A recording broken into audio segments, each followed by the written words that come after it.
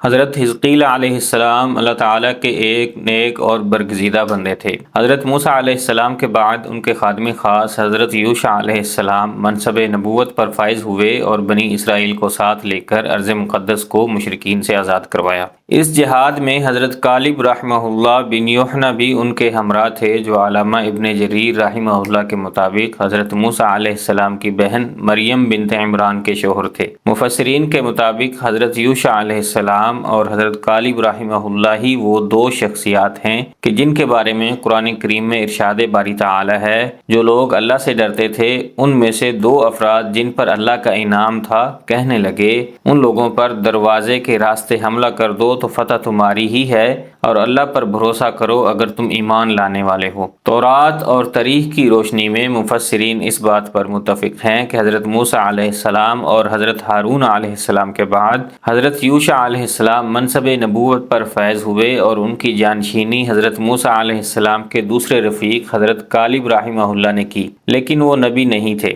علامہ طبری رحمہ اللہ تحریر فرماتے ہیں کہ ان کے بعد جس ہستی نے سب سے پہلے بنی اسرائیل کی روحانی قیادت اور رہنمائی فرمائی وہ حضرت حزقیل علیہ السلام ہیں۔ حضرت موسیٰ علیہ السلام سے حضرت عیسیٰ علیہ السلام تک کے طویل درمیانی عرصے میں اللہ تعالیٰ نے بنی اسرائیل میں بہت سے انبیاء کرام مبعوث فرمائے جن کی درست تعداد کا علم اللہ تعالیٰ ہی کو ہے۔ ان میں سے چند پیغمبروں کا تذکرہ قرآن کریم میں ہے، بعض کا تفصیل سے تو کچھ کا مختصر، جبکہ کچھ کا صرف نام ہی مذکور ہے۔ البتہ بعض واقعات کے ضمن میں مفسرین کا کہنا ہے کہ ان واقعات میں جن افراد کا ذکر کیا گیا ہے اس سے یہ بزرگ شخصیات ہی مراد ہیں۔ تورات کی روایت کے مطابق حضرت حزقیل علیہ السلام کے والد کا نام بوزی کاہن تھا اور آپ کا اصل نام حزقیل تھا۔ بنی اسرائیل کے ہاں کاہن کا لفظ عالم اور روحانی شخصیت وغیرہ کے معنی میں استعمال ہوتا ہے۔ عبرانی زبان میں حزقی کا معنی قدرت اور قوت کے ہیں اور ایل اس میں جلالت ہے، اس لیے عبرانی زبان میں اس کا مرکب کا ترجمہ قدرت اللہ ہے۔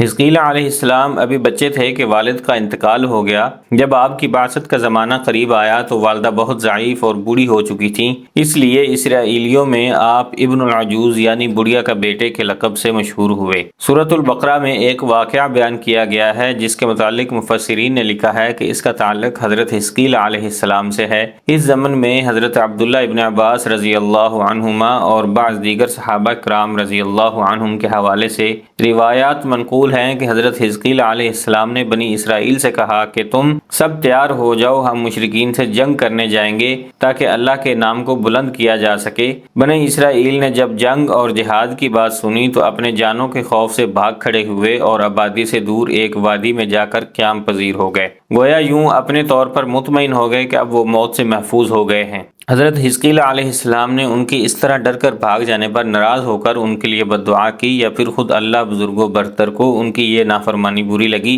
بہرحال ان پر موت طاری کر دی گئی اور وہ سب کے سب موت کے آغوش میں چلے گئے۔ ایک ہفتے بعد وہاں سے حضرت حزقیل علیہ السلام کا گزر ہوا تو انہیں ان کی اس حالت پر افسوس ہوا جس پر انہوں نے دعا مانگی، یا اللہ ان کو موت کے عذاب سے نجات دے تاکہ ان کی زندگی خود ان کے لیے اور دوسروں کے لیے عبرت اور بصیرت بن جائے۔ دعا قبول ہوئی اور وہ زندہ ہو کر نمونہ عبرت اور بصیرت بنے۔ قرآن کریم کی سورۃ البقرہ میں ارشاد ہے، بھلا تم نے ان لوگوں کو نہیں دیکھا جو ہزاروں کی تعداد میں تھے اور موت کے ڈر سے اپنے گھروں سے نکل بھاگے تھے تو اللہ نے ان کو حکم دیا کہ مر جاؤ اور پھر ان کو زندہ بھی کر دیا۔ کچھ شک نہیں کہ اللہ لوگوں پر مہربانی رکھتا ہے، لیکن اکثر لوگ شکر نہیں کرتے۔ تفسیر ابن کثیر میں صحابہ کرام اور تابعین کے حوالے سے اس واقعے کی تشریح یہ بیان کی گئی ہے کہ بنی اسرائیل کی کوئی جماعت ایک شہر میں بستی تھی، وہاں کوئی سخت وبا جیسے طاعون وغیرہ پھیل گئی جس پر یہ لوگ جو تقریباً 10,000 کی تعداد میں تھے گھبرا اٹھے اور موت کے خوف سے اس شہر کو چھوڑ کر دو پہاڑوں کے درمیان ایک وسیع میدان میں جا کر قیام پذیر ہو گئے۔ اللہ تبارک و تعالی نے ان پر اور دنیا کی دوسری اقوام پر یہ واضح کرنے کے لیے کہ کوئی موت سے نہیں بھاگ سکتا دو فرشتے بھیج دیے جو اس میدان کے دونوں سروں پر آ کھڑے ہوئے،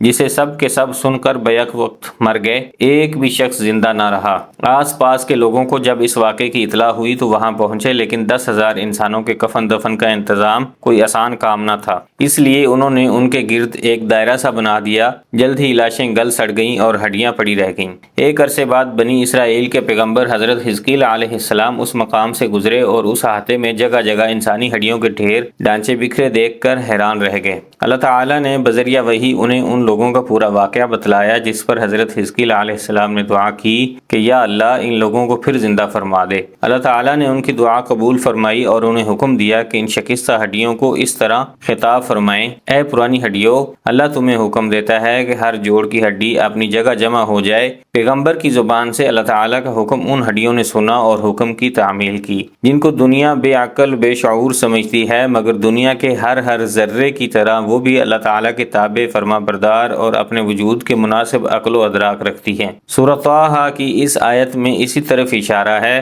اللہ تعالیٰ نے ہر چیز کو پیدا فرمایا، پھر اس کو اس کے حسب حال ہدایت فرمائی۔ آپ کی آواز پر ہر شخص کی ہڈیاں اپنی اپنی جگہ جڑ گئیں۔ پھر حکم ہوا کہ اب ارواح سے یہ خطاب کیا جائے، اے ارواح، تمہیں اللہ تعالیٰ حکم دیتا ہے کہ اپنے اپنے اجسام میں لوٹ آؤ۔ یہ آواز سنتے ہی سارے مردے زندہ ہو کر کھڑے ہو گئے اور حیرت سے چاروں طرف دیکھنے لگے۔ یہ واقعہ دنیا بھر کے فلسفیوں اور عاقلوں کے لیے دعوت فکر اور منکرین قیامت پر حجت قاطع ہونے کے ساتھ ساتھ اس ہدایت پر بھی مشتمل ہے کہ موت کے خوف سے بھاگنا، خواہ جہاد سے ہو یا کسی وبا سے، اللہ تعالیٰ اور تقدیر پر ایمان رکھنے والوں کے لیے ممکن ہی نہیں۔ ہر شخص کا اس بات پر ایمان ہونا چاہیے کہ موت کا ایک وقت مقرر ہے، نہ وہ اس سے ایک سیکنڈ پہلے آ سکتی ہے اور نہ ایک لمحے کے لیے مؤخر ہو سکتی ہے، اس لیے فرار فضول ہے اور اللہ تعالیٰ کی ناراضی کا سبب بھی۔ حافظ ابن کثیر رحمہ اللہ تحریر کرتے ہیں کہ جس بستی میں طاعون کی وبا پھیلی اس کا نام داوردان تھا، جو واسط شہر سے ذرا پہلے واقع تھی۔ بخاری اور مسلم میں ہے کہ نبی اکرم صلی اللہ علیہ وسلم نے فرمایا کہ اس بیماری طاعون کے ذریعے اللہ تعالیٰ نے تم سے پہلی قوموں پر عذاب نازل فرمایا ہے،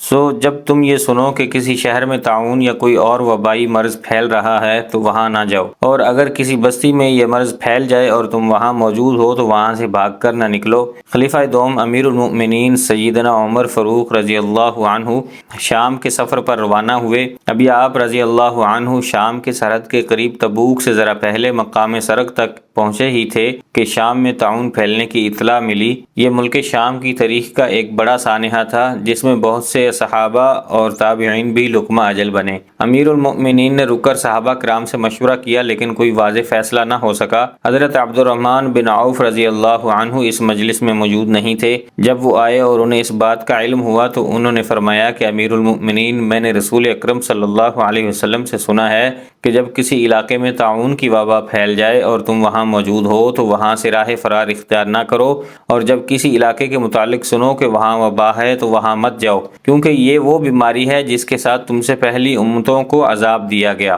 حضرت عمر فاروق رضی اللہ عنہ نے جب یہ حدیث سنی تو آپ رضی اللہ عنہ نے ملک شام میں داخل ہونے کا فیصلہ مؤخر کر دیا اور تمام رفقا کو مدینہ منورہ واپسی کا حکم دے دیا۔ حضرت حزقیل اور بنی اسرائیل سے متعلق اس واقعے میں 3 نہایت اہم باتیں مسلمانوں کو دعوت فکر دیتی ہیں۔ پہلی بات تو یہ کہ موت سے فرار ممکن نہیں، اس کا ایک وقت متعین ہے جس میں لمحوں کی بھی کمی یا زیادتی کی گنجائش نہیں۔ ارشاد باری تعالی ہے کہ ہر جان کو موت کا مزہ چکھنا ہے۔ موت و حیات تقدیر الہی کے تابع ہے اور تقدیر الہی کے مقابلے میں کوئی تدبیر کارگر نہیں ہو سکتی۔ سورہ انعام میں ارشاد باری تعالی ہے، تم جہاں بھی جاؤ گے وقت مقرر پر موت تمہیں آ پکڑے گی، چاہے تم مضبوط قلعوں میں کیوں نہ رہے ہو۔ سورہ جمعہ میں ارشاد باری تعالی ہے، اے پیغمبر آپ کہہ دیجئے کہ جس موت سے تم بھاگتے پھرتے ہو وہ تو تمہارے سامنے آ کر رہے گی، پھر تم پوشیدہ اور ظاہر کے جاننے والے اللہ کی طرف لوٹائے جاؤ گے، پھر جو کچھ تم کرتے رہے ہو وہ تمہیں سب بتائے گا۔ حضرت حزقیل علیہ السلام کے واقعے سے دوسری جو اہم بات معلوم ہوئی وہ جہاد کے متعلق ہے۔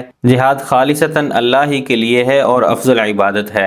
ہر مسلمان پر لازم ہے کہ وہ کسی نہ کسی طور پر جہاد فی سبیل اللہ میں حصہ لے۔ جو لوگ جہاد سے منہ موڑتے ہیں ان پر اللہ کا عذاب نازل ہوتا ہے۔ قرآن کریم میں ارشاد باری تعالی ہے کہ اگر تم جہاد کے اس حکم کی اطاعت کرو گے تو اللہ تمہیں اچھا کر دے گا، اور اگر تم منہ موڑو گے تو جیسا کہ تم نے پہلے منہ موڑا تھا تو اللہ تمہیں دردناک عذاب دے گا۔ اسلام میں جہاد کی کئی اقسام ہیں، جیسے جہاد بالنفس، جہاد بالقتال، جہاد بالعلم، جہاد بالمال وغیرہ۔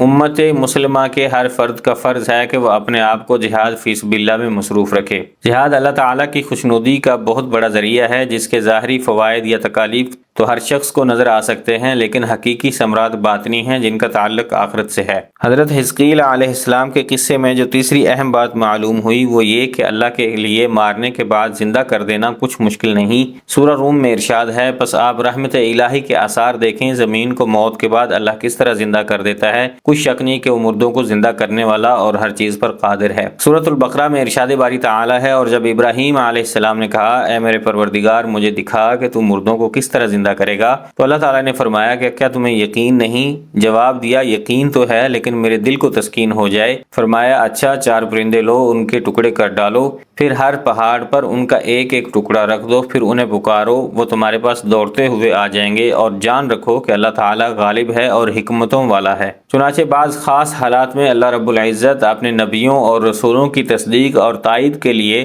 دنیا میں بھی مردوں کو زندہ فرماتے ہیں، جبکہ روز قیامت تو زندہ ہونا ہی ہے۔ محمد بن اسحاق رحمہ اللہ فرماتے ہیں کہ حضرت حزقیل علیہ السلام کے بنی اسرائیل میں رہنے کی مدت بیان نہیں کی گئی۔ آپ ایک عرصہ بنی اسرائیل میں ٹھہرے، پھر اللہ نے ان کو اپنے پاس بلا لیا۔ جب ان کا انتقال ہوا تو بنی اسرائیل اللہ سے کیے عہد کو بھلا بیٹھے اور نئی نئی اختراعات اور بدعات کرنے لگے، حتیٰ کہ ایک بار پھر بتوں کی پرستش میں مبتلا ہو گئے۔